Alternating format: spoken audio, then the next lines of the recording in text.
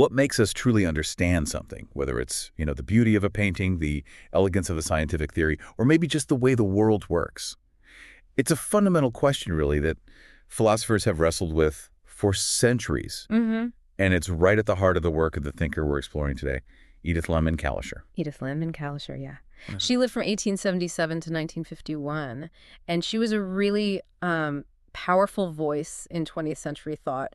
Her mind was incredibly wide-ranging, tackling these big philosophical questions about art, beauty, what we call aesthetics, but also how we understand value, the nature of consciousness itself, and, well, the very process of knowing. She wasn't working in isolation, right? Not at all. She was in deep conversation with some, intellectual giants of her time, figures like Franz Brentano, Georg Simmel, Edmund Husserl. Okay, let's unpack this a bit. Our mission in this deep dive, then, is to really grasp Lehman-Kalischer's key contributions to philosophy, particularly her insights into beauty and how we gain knowledge. And it looks like our main guide here will be the entry on her in the Stanford Encyclopedia of Philosophy. Exactly. And what's so interesting about her is that she was working when the boundaries between different fields of study were, well, more fluid than they are now, perhaps. Her work just effortlessly moved between psychology and philosophy, and the study of beauty was closely linked with art history. Right. It gives her perspective a really unique flavor, I think. Okay. So to give our exploration some structure, we'll start by looking at the people and ideas that influenced her life and work. Makes sense. Then we'll dive into her early thinking on what makes an aesthetic judgment meaningful and her ideas about truth in art. And finally, we'll explore her later, more comprehensive doctrine of the beautiful. We're really trying to think like philosophers here, digging deep into these fundamental questions alongside her. Sound good? Sounds perfect. Let's start by looking at that intellectual landscape she inhabited. Okay. So Edith Lehman-Kalischer was born in Berlin, and it's fascinating that her PhD in 1901 from the University of Zurich focused on the analysis of aesthetic contemplation, looking specifically at painting and sculpture. What struck me is her method. She combined her own observations, her self-observation, with insights from art history. Right. And she even acknowledged that her personal experience alone wasn't enough to fully understand the subject. And that immediately tells us something about her intellectual rigor, even as a budding philosopher, right? Yeah. She understood the limits of a purely subjective viewpoint, even when examining something as seemingly personal as our experience of beauty.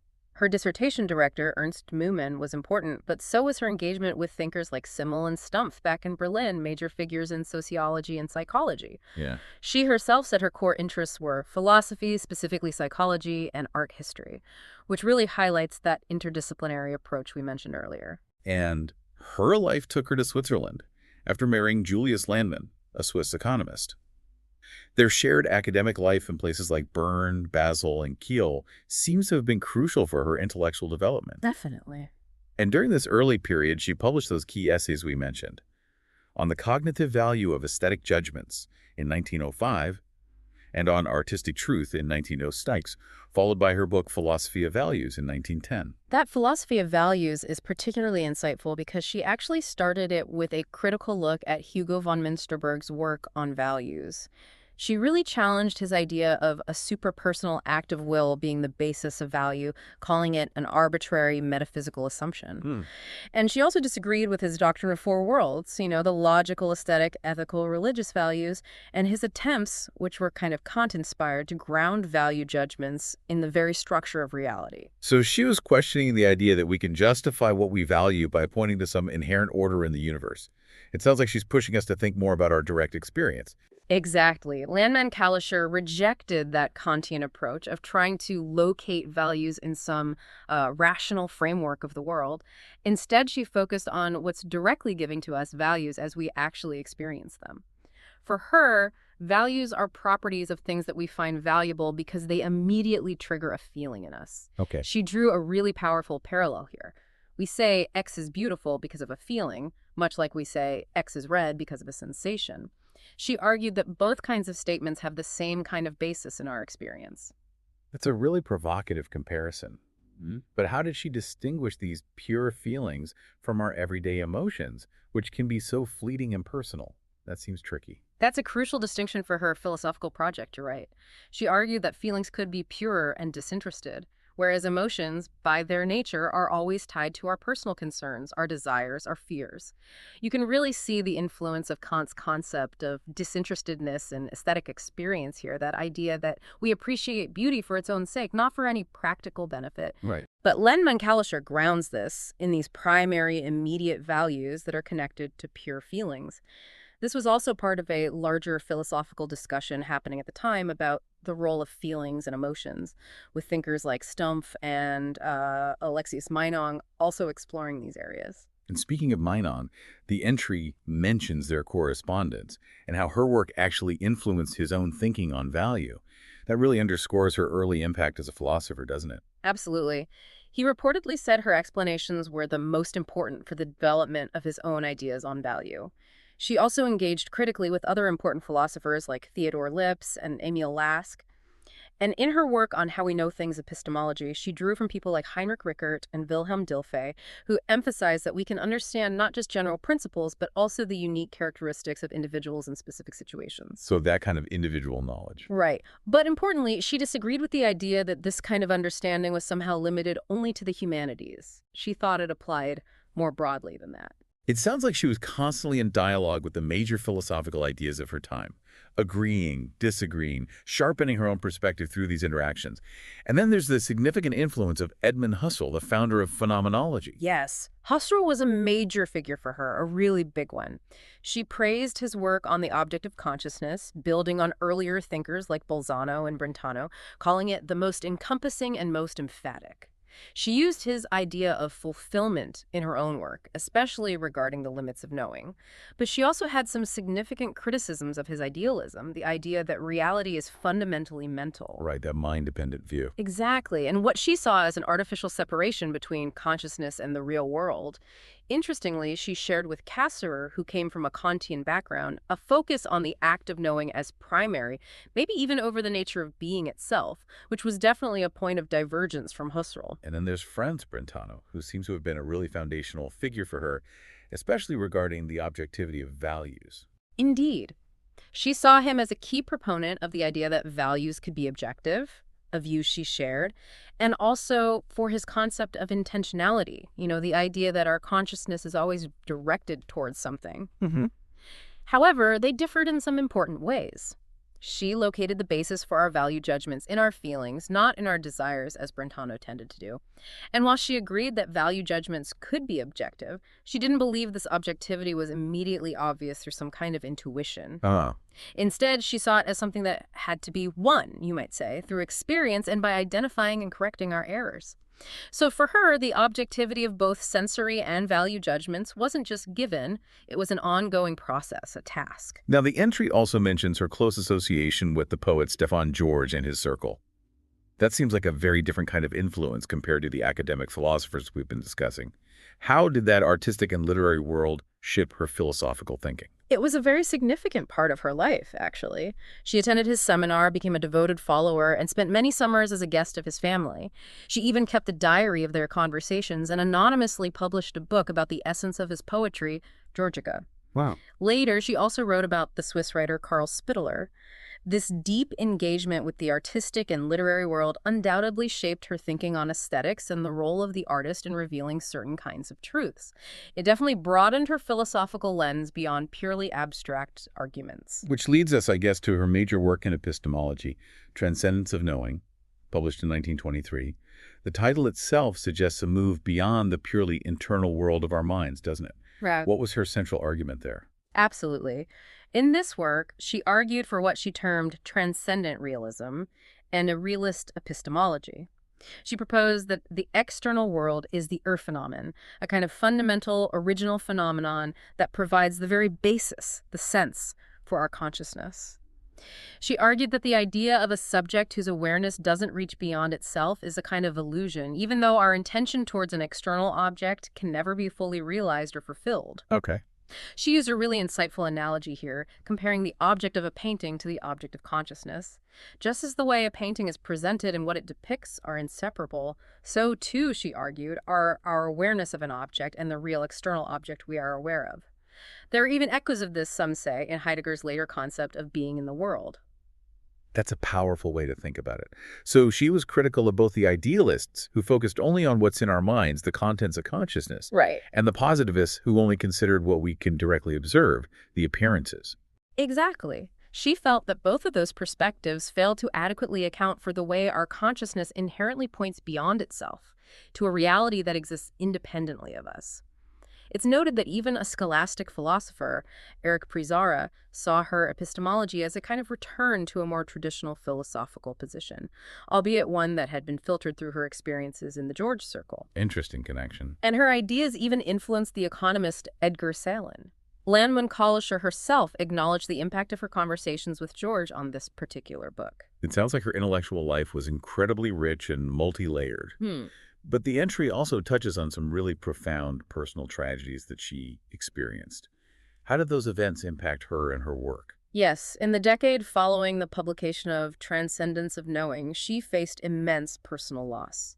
The death of her teenage daughter, followed not long after by the suicide of her husband. Oh, wow. And then, amidst the rising tide of anti-Semitism in Germany in the 1930s, she experienced painful rejection from the George Circle, which had become increasingly anti-Semitic. This realization, this harsh reality, that it was no longer possible for Jewish people to remain safely in Germany was a major turning point for her, leading her to embrace Zionism. That must have been an incredibly difficult, shattering period, forcing her to reevaluate so much. Indeed. She spent much of the 1930s in Basel, finding support and friendship with Gertrude Kantorowicz and Renata von Schalia. But despite these challenges, she continued to lecture and to work on her philosophical ideas, particularly in aesthetics. This culminated in her Fundamentals of a Doctrine of the Beautiful in 1940, which was eventually published after her death as The Doctrine of the Beautiful in 1952. She passed away in 1951. So even amidst all that personal and political turmoil, she returned to those fundamental questions of beauty. Let's delve into some of her key ideas in aesthetics, starting with that 1905 essay on the cognitive value of aesthetic judgments. What were the core philosophical questions she was grappling with there? Well, in this essay, she really tackles two central philosophical questions. First, is an aesthetic judgment a form of knowing, a cognitive judgment, in the way that Kant might have understood it? And second, can our judgments about beauty actually have a validity that goes beyond our individual subjective experience? Can they be transsubjective? Okay. And her main philosophical strategy for addressing these was to draw these really detailed analogies between how we make judgments about what we sense like color or shape and how we make judgments about what we value like beauty. And what were the main philosophical points she was trying to establish through these comparisons? What were her core arguments? She essentially proposed three key philosophical theses. First, that our capacity for aesthetic appreciation or valuation comes from a kind of organ, metaphorically speaking, that functions similarly to our sense organs. Second, that aesthetic judgment has objective validity, or at least the potential for it, on par with sensory judgments. And third, that beauty is a property of things, much like sensory qualities are properties of things. She recognized, of course, that these ideas challenged the prevailing subjectivist views on value at the time. She saw Brentano as a notable exception, someone who also argued for the objectivity of values. So she was philosophically arguing that when we say something is beautiful, we're not just expressing a personal feeling like, I like this, but we're actually recognizing a real characteristic of that thing, just like we recognize its color or its shape. It's a pretty strong claim. That's the heart of her philosophical argument, yes. She connected values specifically to feelings, but crucially what she called pure, disinterested feelings, drawing inspiration from Kant's analysis of our judgments of taste. She philosophically rejected the idea that values are rooted in our desires, I want this, or in some abstract ideal standard, this matches the perfect form. Her focus was squarely on these fundamental, immediate values that arise from these pure feelings. But the obvious philosophical challenge here is the variability of feeling, isn't it? What one person finds beautiful, another might find ugly or just indifferent. How did she, as a philosopher, address that seemingly insurmountable obstacle to objective aesthetic judgment? She absolutely acknowledged this philosophical problem of the variability of feeling. But she cleverly pointed out that our sensations and even our memories and perceptions are also subject to variability and distortion. Illusions, Right, misperceptions. optical illusions, things like Yeah, that. exactly. Yeah. Yet, as philosophers, we still generally accept that some sensations have a kind of law-like relationship to the objects that cause them, and that objective knowledge through our senses is possible, even if we sometimes get it wrong. So, she philosophically argued it would be inconsistent to just dismiss the possibility of a similar kind of objective understanding arising from our feelings, simply because feelings can vary. Okay, that's a fair point. She also addressed the historical tendency in science to sort of purge feelings from the realm of knowledge, arguing that just because feelings aren't directly relevant for determining, say, physical causes, or because they were sometimes misinterpreted in animistic explanations of nature, doesn't mean they can't be a source of genuine insight in other domains, like aesthetics. She even countered the philosophical objection that sensory properties are essential for our conceptual understanding of the world in a way that beauty isn't. She pointed out that while color might help us recognize a dog, the value we place on something can be central to our concept of it, like the very concept of a work of art. Value is essential there. So she was building a really comprehensive philosophical case for treating sensory and aesthetic judgments as fundamentally similar in their potential for objectivity. How did she then tackle the core philosophical question of objective validity itself? How can we be sure our aesthetic judgments are actually true? Well, she began by noting that both sensory and aesthetic judgments can be expressed in subjective forms, this pleases me, I see blue, and objective forms, this is beautiful, this is blue. As a philosopher, she then explored how subjective unreliability can creep into both domains due to things like our personal biases, emotions getting in the way, distractions, or preconceived notions. Yeah, makes sense. She suggested that achieving a high degree of subjective reliability is possible in both through training and experience, learning to see more clearly, perhaps literally, or learning to appreciate art more deeply through education and practice. When it came to the tougher question of objective reliability, she acknowledged the difficulty in directly comparing the external stimuli with our internal aesthetic responses. It's not as straightforward as measuring wavelengths of light. So her philosophical solution was quite ingenious. She proposed a way of theoretically determining the conditions under which our aesthetic judgments are likely to be reliable. By drawing analogies with sensory illusions or deceptions, psychological ones like bias, physiological ones like being tired or ill, and physical ones like bad lighting, and showing how similar kinds of illusions can occur in our aesthetic experiences. That's a really insightful philosophical approach. So, by understanding why our senses might sometimes mislead us, we can gain a better understanding of why our aesthetic judgments might also be fallible, and perhaps even develop ways to mitigate those errors. Precisely. And what, philosophically speaking, did she see as the basic criterion for truth in both these types of judgment? What was it? For both sensory and aesthetic judgments, her fundamental philosophical criterion for truth was agreement with other judgments. She outlined 4 categories of judgments that indicate agreement in the case of sensory experience, like agreement across different senses, different times, different observers, different conditions, and then presented 4 parallel categories for value judgments. The crucial philosophical point here was that an objective aesthetic judgment isn't based on a single isolated feeling of pleasure, but rather on a consistent pattern of responses to the object under various conditions, and potentially agreement with the judgments of others who are also judging under reliable conditions. So it's about philosophical consistency and corroboration across different experiences and perhaps perspectives, Yeah. rather than just a fleeting personal reaction. Exactly. She then addressed the apparent tension that aesthetic judgments seem to claim a kind of universality. This is beautiful, implying everyone should agree, that sensory judgments don't always, while at the same time lacking the kind of widespread factual agreement that sensory judgments can sometimes achieve. Yeah, that's the paradox, right? Right. Her philosophical explanation for this was that the deeper connection of aesthetic judgments to our fundamental human nature accounts for that aspiration towards universality, while structural factors, individual differences, and the influence of culture and shared human experience, the life of peoples, as she put it, explain the reality of disagreement. Ultimately, she philosophically concluded that widespread agreement isn't the defining criterion for correctness. Instead, it's about the individual truth of individually consistent judgments and the ongoing philosophical investigation into the causes of our aesthetic misjudgments or deceptiveness.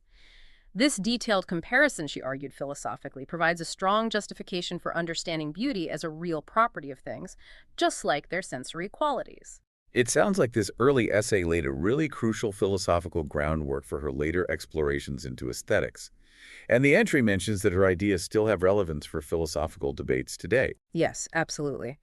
The contemporary philosopher Samantha Mathern, for instance, has highlighted how Lanneman Kalischer's cognitivist and objectivist approach offers a compelling philosophical alternative to more common hedonistic beauty is just pleasure, or Kantian ways of understanding what distinguishes aesthetic experiences and what makes them normative or binding. Let's move on then to her 1906 essay on artistic truth. How did she, as a philosopher, extend her ideas about truth and judgment into the specific realm of art? What was her philosophical take on what makes art true? Well, in this essay, her philosophical argument was that while artworks themselves aren't statements or propositions that can be true or false in the usual logical sense, they do express content that represents a particular kind of reality, namely the reality of our inner mental lives, our psychic reality. And because of this representational function, they can be considered true or false in terms of how faithfully they portray this inner world. She famously said that art mirrors and portrays the mental world. Just as a physical mirror reflects our appearance, art, according to her philosophical view, allows us to see and understand our own inner experiences, making our subjective lives accessible to what she calls outer perception. So in her philosophical framework, art acts like a mirror for the soul, but maybe with a different aim than something like psychology, which tries to analyze and categorize those inner experiences. Precisely. She drew a philosophical distinction between art and psychology by saying that art makes inner experience accessible to outer awareness in a direct, sensory way through a medium, while psychology translates these experiences into abstract concepts. In Lanneman Kalischer's philosophical view, the artist is someone who conveys truths about this realm of psychic reality through the unique medium of their art form, painting, music, poetry, whatever it might be. And what were the different forms of artistic truth that she, as a philosopher, identified within this framework of art as a mirror of the mind? She philosophically linked these forms of artistic truth to the three fundamental zones of consciousness: our immediate sensations and perceptions, our memories, and our capacity for imagination or fantasy. She argued that the truth of art in mirroring sensations and perceptions lies in representing them as they appear in our conscious experience, whether that's before or after they've been processed for the purpose of objective knowledge. Can you give an example? Sure. Think, for example, of a painter who is interested in capturing the full spectrum of colors we actually see, even if we don't consciously register them all in everyday life, or a musician exploring the subtle nuances of sound. She used the classic example of a stick appearing bent when partially submerged in water. Art can truthfully depict that perceptual experience, even though we know intellectually that the stick is straight. Cézanne's landscapes or Rembrandt's compositions were other examples she used to illustrate portraying perceptions as they are in consciousness. Okay, that makes sense. What about the truth of art in mirroring our memories? Memories can be so subjective and often unreliable in terms of factual accuracy. How did she, as a philosopher, account for that? That's a key philosophical point she addressed directly. She acknowledged that memories are inherently selective, they often have gaps that we unconsciously fill in, and they are definitely influenced by our desires and emotions. However, her philosophical argument was that art can truthfully depict a memory or the feeling associated with a past event, even if it doesn't align perfectly with an objective, factual account. Like historical fiction or drama? Exactly. She used Shakespearean historical tragedies as an example. While they might not be historically accurate in every single detail, they can truthfully capture the emotional essence or the psychological impact of those historical events as they might be remembered or felt.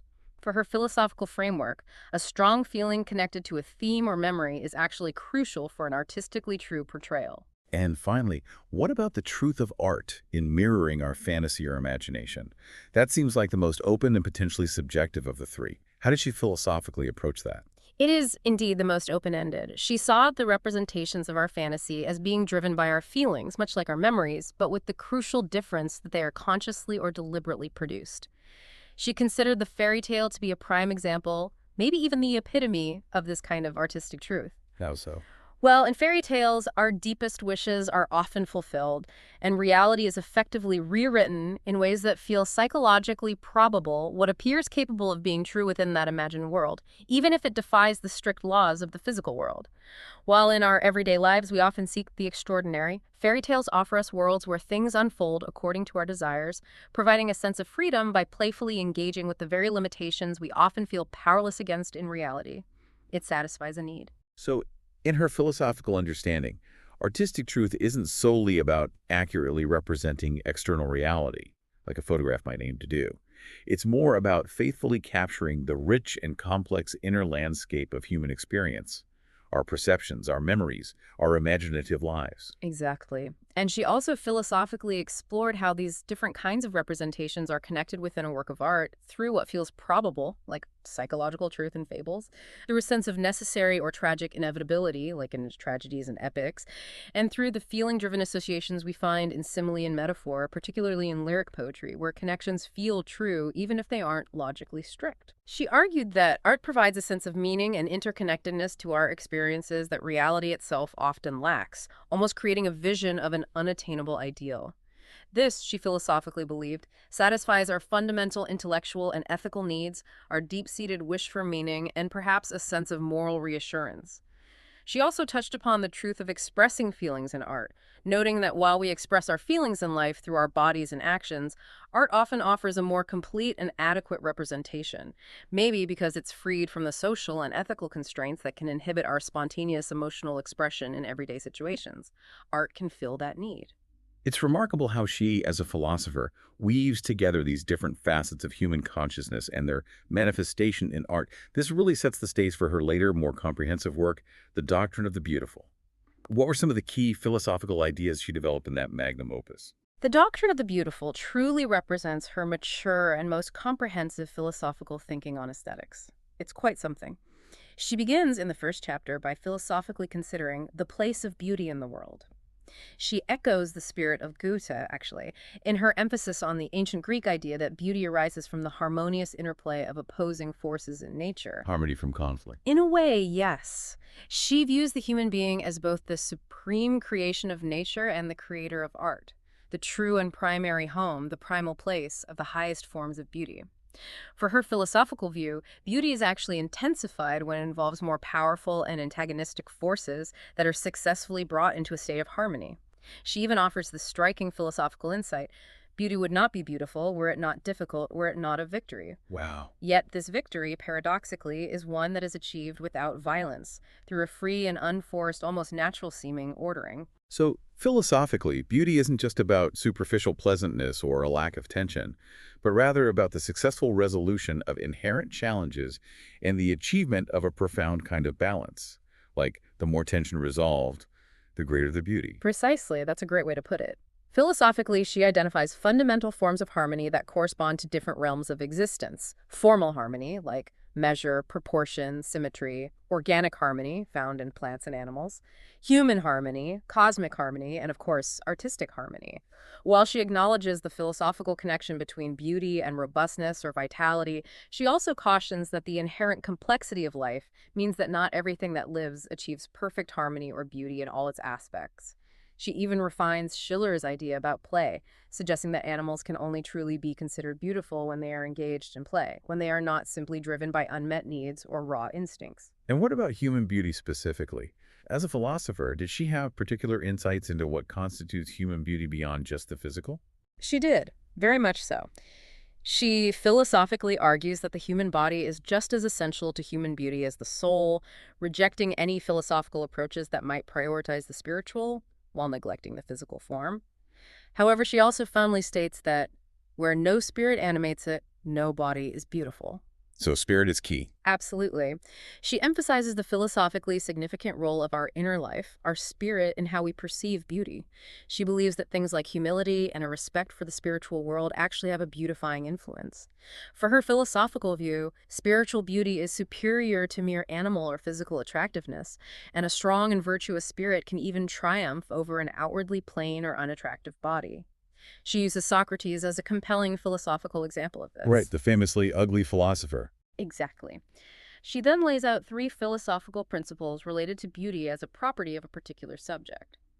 First, that every species must exhibit internal consistency, it must agree with itself to be considered beautiful, meaning you can't judge a cat by dog standards, for example. Second, that every individual example must correspond in some way to the norm or ideal of its species. And third, that the height or degree of beauty is directly related to the level of complexity and development of the species. Higher life forms have the potential for higher beauty, but also a greater risk of ugliness. Interesting. She emphasizes that all true human beauty is ultimately rooted in the beauty of the human spirit, which requires harmonious integration of all our cognitive, volitional, conscious, and unconscious capacities. She philosophically laments what she sees as the modern loss of the true content, of the ideal of the beautiful soul, which she feels got lumped in with mere sentimentality after classicism and romanticism. She calls for a return to measure and harmony, echoing the classical Greek ideal of kalligathos, the unity of the good and the beautiful. And this spiritual beauty isn't static, is it? No, it unfolds in life through actions, omissions, even how one faces fate. And the degree of beauty, again, is a function of how disparate or powerful the forces are that achieve harmony. Supreme spiritual beauty, she believes, stamps human beauty. She also philosophically considers how human beauty varies across different ages, genders, and cultures. What were her philosophical insights there? Yes, while acknowledging the biological differences often associated with age and gender, she philosophically emphasizes how the beauty of the spirit can transcend these physical distinctions. Regarding cultural variations, she argues that her philosophical concept of beauty as harmony allows for a vast diversity of beautiful forms. As many types of beauty as there are types of human beings, she says.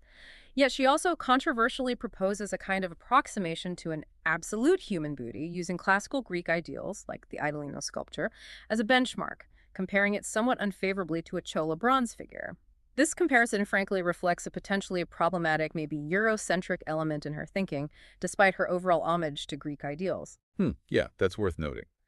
Okay, in the second chapter of The Doctrine of the Beautiful, she turns her philosophical attention to the creation of beauty in art. How does she, as a philosopher, understand the role of the artist in this process, building on what she said earlier? She philosophically views artists as creators of even more intricate and complex forms of harmony than we typically find in nature, precisely because they are expressing the beauty of the human spirit through sensory mediums. She revisits her earlier philosophical idea of art as a mirror, suggesting that just as nature finds its reflection in the human spirit, the artist creates a reflection of human beauty in their art. She identifies two fundamental constraints that shape the artist's work. First, the necessity of using some kind of material substance, what she calls the phenomenon of art, the primal phenomenon. And second, the focus on engaging a singular sense modality, like sight in painting, we are all eyes, or hearing in music, all ears. And what are the essential philosophical elements of artistic beauty, according to her mature aesthetic theory? She mentioned this earlier, but how does she flesh it out here? She philosophically outlines three equally essential elements. First, formal beauty, which encompasses the beauty of the forms themselves and their organization within the artwork. Things like symmetry, proportions, color harmony, rhythm, rhyme, meter. Second, artisanal beauty, which refers to the skill and technical mastery of the artist in working with their chosen medium, the craftsmanship involved. And third, artistic content, or Gehalt, which she sees as the inseparable unity of the object being portrayed and the artist's unique expression or perspective on it. These three have to work together. And it's the unity that's key. Exactly. She philosophically argues that formal and artisanal beauty lose their significance if they become the ultimate aim of the artwork, art for art's sake, in a superficial way. And conversely, the artistic content, the Gehalt, is diminished if the artistic means, the form and craft, become invisible or disappear entirely into the subject matter, leading towards simple naturalism or raw expressionism. For her philosophical view, the true artistic object is a unified whole, a unity of the eye and the world, and artistic beauty emerges from the harmonious integration of these three elements: form, craft, and content. She critiques traditional philosophical views of art as either mere imitation, mimesis, or purely an expression of inner feelings, arguing that these perspectives mistakenly focus on only one aspect of the complete artistic phenomenon. She then goes on to offer a philosophical examination of beauty in specific art forms like poetry, painting, sculpture, music, and architecture, applying this three-part framework to each. Okay. The third chapter delves into the grasp of the beautiful in the sense for beauty. How does she, as a philosopher, describe our subjective experience of encountering beauty? What's happening within us? She philosophically emphasizes aesthetic intuition as a form of empathetic understanding, almost like understanding from within. The beautiful object stirs a resonance of our soul, she says. We intuitively grasp even the simplest forms as carrying meaningful expression. For example, we experience music not just as a series of sounds, but perhaps as the song of a soul.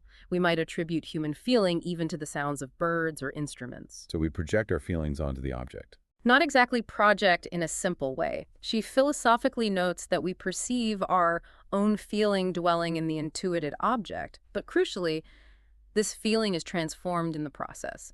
It's no longer a purely personal, subjective emotion. It's now objectified, expressed through another medium. While the feeling of beauty itself is a real and potentially important experience for us, the joy or sorrow we empathize with in a beautiful artwork is not our own immediate actual feeling. It's a represented feeling, one that is detached from our personal concerns and interests. Ah, that's the disinterestedness again. Precisely. She also philosophically highlights the way in which the aesthetic object is removed from the immediate reality surrounding it. A painting on a canvas is not simply that piece of fabric. Insofar as it is a work of art, she says, it is not this little piece of canvas. It exists in a different kind of space. He draws again from Schiller here to describe the aesthetic state of mind as a kind of play that is also deadly serious, arguing that beauty alone has the philosophical power to separate us from the inhuman. Interesting. She connects beauty and humanity very strongly. Very strongly. She even philosophically refuses to draw a sharp line between the ethical and aesthetic effects of art, seeing supreme human possibilities revealed in the serious play of art. She concludes this chapter by reiterating her earlier philosophical arguments about the cognitive value of aesthetic judgment. Despite the diversity of individual opinions, she asserts, true beauty must be philosophically assumed to exist objectively and in principle to be knowable. Okay. Finally, the last chapter explores the place of beauty in the realm of values. How does she, as a philosopher, position beauty in relation to other fundamental values like the holy, the true, and the good? This seems like a culmination of her thought. It really is. She philosophically distinguishes between what she calls self-centered, almost animalistic values, things that are merely pleasing or useful to us individually, and objectively valid cultural values. Among these cultural values, she places the holy as the original and foundational form, the primeval root from which the other cultural values, truth, goodness, and beauty, ultimately arise. She sees religion, historically, as the cradle of all culture, initially nurturing these other values within its framework. And not the state. Interestingly, no. She philosophically argues that the state, in its purely political sense, does not belong to these core cultural values, despite the historical unity often found between religious and political life in early societies. She contends that both religion and art spring from the holy in the primal sense, and while reason, particularly in what she calls the ages of enlightenment, vainly attempts to replace the holy with the good or the true as the ultimate foundation, she believes that only art can give back the complete feeling of the holy. Wow, that's a strong claim for art. It is. She then philosophically examines the relationship of these values across different historical periods, identifying religious ages, like the Middle Ages, rational ages, like the Enlightenment, and artistic ages, like ancient Greece, the Renaissance, Elizabethan England, German classicism. Though she emphasizes that these are never mutually exclusive stages, but rather different facets or emphases within human existence, both individual and collective. She sees art as playing a crucial role in the development of a complete human being, fostering a harmonious balance of all our capacities, warning that a one-sided pursuit of any single value sacrifices this completeness. Measure, she argues, is found only in art's harmonious development. And what about the specific philosophical relationship she draws between art and religion, given they both spring from the holy? She philosophically argues that art, like other fundamental values, has its origins in the realm of the holy. However, while many religions were primarily shaped by metaphysical doctrines or strict ethical codes, she sees the Greek religion as uniquely poetic. She points out that the poets themselves effectively gave the Greeks their gods, portraying them as sublime human figures, and the muses themselves were goddesses. The Greeks, in her philosophical view, achieved a remarkable assimilation of religion and poetry, mutually enriching both. And she contrasts this with other traditions. Yes, she contrasts this with more ethical philosophical religions like Mosaic law with its prohibitions against images, or ascetic philosophical traditions that might devalue the sensory world. She suggests that religions focus primarily on the afterlife or another world, risk neglecting art and the appreciation of beauty in this world. She sees the primal human experience, irrelevantness, of fear of the unknown as the foundation of religion, which often uses means of coercion, as she puts it, rituals, doctrines to alleviate these fears and fulfill desires. Art, on the other hand, makes no such promises and is accessible even to those not overwhelmed by fear. It offers a different kind of redemption, opening up a new world, the world of beauty, in which wishes grow silent. A different kind of salvation almost. Perhaps. While religion seeks to overcome disharmony with the promise of another world, art's piety, she says, is directed towards this world, seeking to overcome disharmony through the beauty of the world that it shows. She sees a contrast between the anxiousness inherent in religion and the artist's brave trust in their own feelings. Philosophically, however, she notes that it is often difficult for art, which operates in a higher zone of consciousness, to maintain its standing against religion, partly because negative fear is always stronger than positive joy.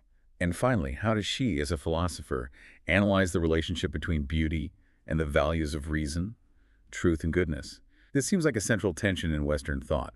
It is, and she traces this historical and philosophical tension meticulously. She notes how art has frequently been called before the tribunal of reason, from ancient times, Plato, Aristotle, through the Enlightenment. It's often been relegated to the status of mere amusement, or a tool for moral instruction, or seen as subordinate to the demands of the good, like in Plotinus or Augustine, or the true. Christian thought sometimes held worldly beauty in contempt, and the pursuit of truth often battled against beauty's allure. So reason often tried to dominate beauty. Yes. While poetry and art initially align with the Enlightenment's push against otherworldly concerns in the 17th century, reason's expansion eventually alienated it from beauty. Aesthetic feelings were seen as uncertain or primitive gropings, art sometimes dismissed as delectatio puerilis, childish delight, and thinkers like Rousseau even expressed a kind of guilty conscience about aesthetic pleasure. But she saw a counter-movement. Definitely. She highlights the important contributions of German writers like Goethe and Schiller in philosophically reasserting the intrinsic value of beauty. Schiller, she notes, even argued for the supremacy of the beautiful over the good. The question of its supremacy over the true was more complex for Goethe and Schiller, who initially saw truth as art's source or goal, but later came to see art as a way of engaging with the world not beneath, but above reason. And philosophers followed. Some approximated this view. Kant, for example, recognized a distinct realm of pure aesthetic feeling alongside understanding, truth, and will, goodness. However, she argues that later idealists like Hegel and Schelling ultimately championed the Enlightenment's tendency to subordinate art to philosophy. Landemann Kalischer passionately calls for a return to a more Goethean spirit, as exemplified in the work of Schopenhauer, Nietzsche, and her contemporary Stefan George, to achieve a kind of overcoming of the purely abstract true through the concrete power of the beautiful. How did she critique Hegel specifically? She philosophically critiques Hegel's unproven assertion of the interiority of spirit as a basis for placing philosophy above art, seeing this as an absolutizing of historical consciousness. She argues forcefully that the beautiful achieves a kind of truth by realizing it in concrete intellectual intuitions, rather than in abstract concepts. For her philosophical view, knowledge alone is incomplete. It is only the activity of a part of our being. The person who acts and creates, who fully embodies their being in the world, encompasses more than the person who merely knows abstractly. So knowing isn't the whole picture. Not at all. While truth is the highest value within the realm of reason, she philosophically argues that what truth it should seek is not subject to its jurisdiction alone. She points to the inherent limits of truth and its dependency on other values, like beauty and goodness. She's careful to say she's not proposing a rejection of the achievements of reason, but rather opposing its claim to be the sole director of human life. And intuition plays a key role here. Absolutely. She emphasizes the transcendent character of knowledge. It's always directed towards objects that are never fully given, implying that our cognitive functions aren't self-sufficient and rely fundamentally on intuition. Intuition, both intellectual and sensory, which she calls artistic or aesthetic, is presented as an essential and higher form of knowing that grasps, holds the world, or a concrete thing in a way abstract reason cannot. She quotes Schopenhauer approvingly, stating that wisdom lies in intuitive grasp, not abstract knowledge. At the highest point of knowledge, she suggests, the thinker gives way to the artist. True insight is found in the concrete truths of poetry. She even boldly claims, poetry is not only more philosophical than history, it is more philosophical than philosophy itself. Wow. And finally, what is her philosophical perspective on the relationship between beauty and the good? How does she connect aesthetics and ethics? Here, she takes her primary bearings from Schiller, moving beyond the Kantian notion of a fundamental conflict between our moral duty, reason, and our inclinations, sensibility. She sees beauty as possessing a holistic character that transcends the limited scope of a purely rational conception of the good. For her, the rational good alone isn't fully incorporated within the larger realm of beauty. Beauty, in her philosophical framework, actually perfects both our sensuality and our rationality, leading to a state of reconciliation and harmony between them, which is itself the path to true freedom. A harmony between reason and feeling. Exactly. She draws an affinity between Schiller's concept of the beautiful soul, a disposition characterized by a natural inclination towards the good, where duty and desire align, and the ancient Greek ideal of virtue, arete. She offers a profound philosophical insight. If we make a human good from within, he becomes beautiful. If we make him beautiful on the inside, he becomes good, suggesting a deep, almost reciprocal interconnectedness between these two fundamental values. So beauty isn't just a means to other ends. Absolutely not. She emphatically rejects the idea that beauty is merely a means to achieving other values, like truth or goodness. For her, the entire system of values appears in its most complete and internally interconnected form only within the experience of beauty. All other values, she argues quite radically, are ultimately abstracta. They are values only of specific properties or aspects that only become fully concrete and meaningful through the overarching value that attaches to the whole being, and that value is beauty itself. This has been an incredibly rich and really thought-provoking deep dive into the philosophical world of Edith Landman Kalischer. She clearly possessed such a deep and multifaceted understanding of aesthetics, artistic truth, and these intricate relationships between beauty and other core aspects of human experience and knowledge. Her work really does challenge us to think like philosophers, doesn't it? To grapple with these fundamental questions in new ways. Absolutely. Her interdisciplinary approach, bridging philosophy, psychology, art history, and her profound engagement with the major philosophical movements of her time, phenomenology, neo-Kantianism, value theory, allowed her to develop truly nuanced and insightful perspectives that, as we've seen, continue to hold significant relevance for philosophical inquiry today. She really forces you to reconsider things. So as we bring this philosophical exploration to a close, here's maybe a final question for our listeners to ponder. How might Landman Kalischer's emphasis on the deep interconnectedness of beauty and other fundamental values, truth, goodness, the holy, reshape our own understanding and appreciation of art, knowledge, and ethics in our contemporary world? Or perhaps, considering her powerful critique of the dominance of reason, how might we reevaluate the crucial role of aesthetic intuition, that empathetic grasp she talks about, in our ongoing pursuit of understanding? These are the kinds of questions I think that continue to drive philosophical inquiry. Those are essential questions for anyone interested in thinking philosophically about the world, definitely. And if this deep dive has sparked your intellectual curiosity, we strongly encourage you to delve further into Landman Kalischer's own writings. Perhaps starting with those early essays we discussed, or tackling her magnum opus, The Doctrine of the Beautiful, to explore these fascinating philosophical landscapes for yourself. There's a lot more there.